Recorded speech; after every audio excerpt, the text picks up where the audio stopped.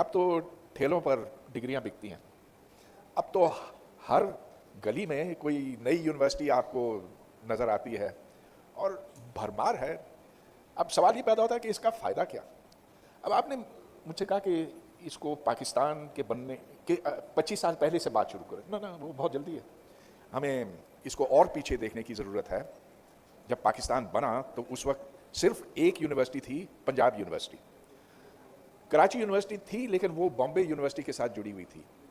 پھر ان کی تعداد بڑھتی گئی اور آج تک پہنچی ہے. لیکن جو ایک یونیورسٹی تھی پنجاب یونیورسٹی، وہ اچھی یونیورسٹی تھی، اور اچھی اس لیے تھی کہ اس میں اساتذہ بہت قابل تھے. وہ اساتذہ سارے کرسچن یا ہندو تھے، مسلمان ان میں سے شاذ و نادر تھے. اور وہ اس لیے کہ اس بر صغیر میں مسلمانوں کی تعلیم کی تاریخ کوئی اتنی روشن نہیں تھی. اگرچہ مسلمان 9ویں سے لے کر 13ویں صدی تک علم کی شمع جلاتے رہے اور بہت بڑا کام کیا علم کے شعبے میں، سائنس میں اور عمرانیات میں اور ہر چیز میں، لیکن اس بر صغیر میں مغل کے زمانے میں خاص طور پر کوئی علمی کام نہیں ہوتے تھے. اور اسی لیے آج آپ جو دیکھتے ہیں وہ اس کا تسلسل ہے. اچھا، اگر اس کو ایک بڑے تناظر میں دیکھا جائے تو اسلامی دنیا میں 2 ہی ملک ہیں جہاں اصل یونیورسٹیاں ہیں. ایک ترکی ہے، ایک ایران ہے. دوسرے ملکوں میں بالخصوص سعودی عرب یونیورسٹیاں بہت ہے، پیسہ بہت ہے، بڑی شاندار عمارتیں کھڑی کی ہیں، بہترین لیبارٹریاں ہیں، لیکن وہاں کوئی علم کی تاریخ نہیں ہے، اس کی کوئی روایت نہیں ہے. اور اگرچہ اب ڈالنے کی کوشش کی جا رہی ہے لیکن اس کو پنپنے میں بہت وقت لگے گا. 25 سال پہلے کی بات میں اب شروع کرتا ہوں، جب کوئی اس وقت پبلک سیکٹر میں کوئی 25 یونیورسٹیاں تھیں. پھر 9/11 ہوا اور اللہ کے فضل سے، امریکہ کے فضل سے اوپر سے ڈالر کی بوریاں گرنے لگیں. اور اتنے ڈالر گرے کہ جو یونیورسٹی بجٹ ہے، یونیورسٹی کے لیے جو خرچہ مختص کیا گیا تھا، وہ 10 سال کے اندر 12 گنا بڑھا. یعنی کہ 1200%, which is an absolute world record. Nowhere else in the world have you had such a fantastic increase in higher education budgets. تو یونیورسٹیاں بننے لگیں، پی ایچ ڈیز کی پروڈکشن بننے لگیں، بہت تیزی سے بڑھنے لگی.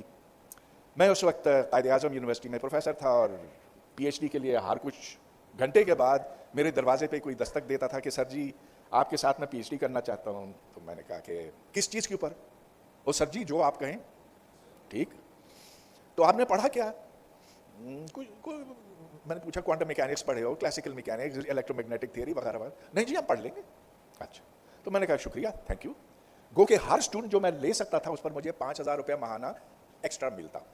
تو پھر وہ ساتھ والے کمرے میں اس کے دروازے پہ دستک دیتا، وہ کہتا بخوشی آ جاؤ. فیصل ایسی صورت پیدا ہوئی کہ بایولوجی ڈپارٹمنٹ میں ایک ٹیچر پروفیسر تھیں جن کے 32 پی ایچ ڈی اسٹوڈنٹ تھے. اور میں سوچتا رہا کہ جب میں نے اپنی پی ایچ ڈی کی تو میرے پروفیسر کے 2 پی ایچ ڈی اسٹوڈنٹ تھے، ایک میں تھا اور ایک اور وہ بہت زیادہ سمجھا جاتا تھا اس وقت. یہ MIT کی بات میں کر رہا ہوں. لہٰذا پی ایچ ڈیز کی بھرمار شروع ہو گئی. ہر پرچہ جو آپ لکھتے تھے، اور عطاء الرحمان، ڈاکٹر عطاء الرحمان جو پورے پاکستان میں گھومتے پھرتے تھے، ادھر کراچی میں HEC کے چیئرمین لگے رہے عرصے تک، minister of science and technology تھے.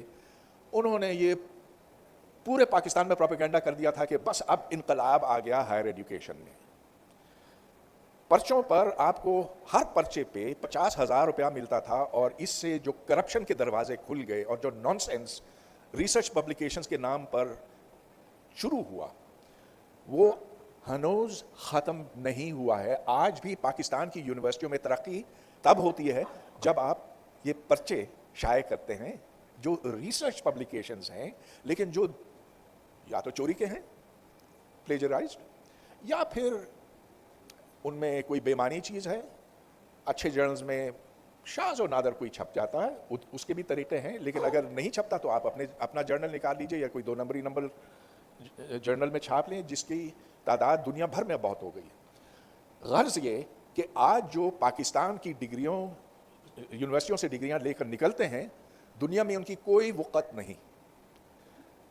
پچھلے سال جو مشرق وسطیٰ میں ویزے دیے گئے سرکاری طور پر پاکستانی سرکار کی طرف سے 80% ڈرائیوری ویزے تھے, اور ان ڈرائیوری ویزے میں بہت سے بی ایس سی اور ایم ایس سی تھے جو کوئی اور کام نہیں کر سکتے اور جن کو بس یہ چھوٹے موٹے کام ہی مل سکتے ہیں جہاں وہ جا کر اربوں کی خدمت کر سکیں. سوری میں بہت وقت لے رہا ہوں مگر یہ بہت ایک جذباتی مسئلہ ہے میرے لیے.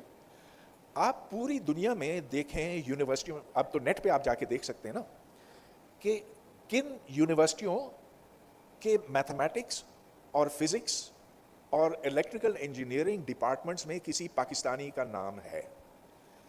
میتھمیٹکس میں ایک بھی پاکستانی آپ کو نہیں دکھائی دے گا, جبکہ ہر اچھے ڈپارٹمنٹ میں 1/3 یا 1/4 انڈینز ہوں گے, 1/3 یا 1/4 چائنیز ہوں گے, اور باقی امریکن ہوں گے.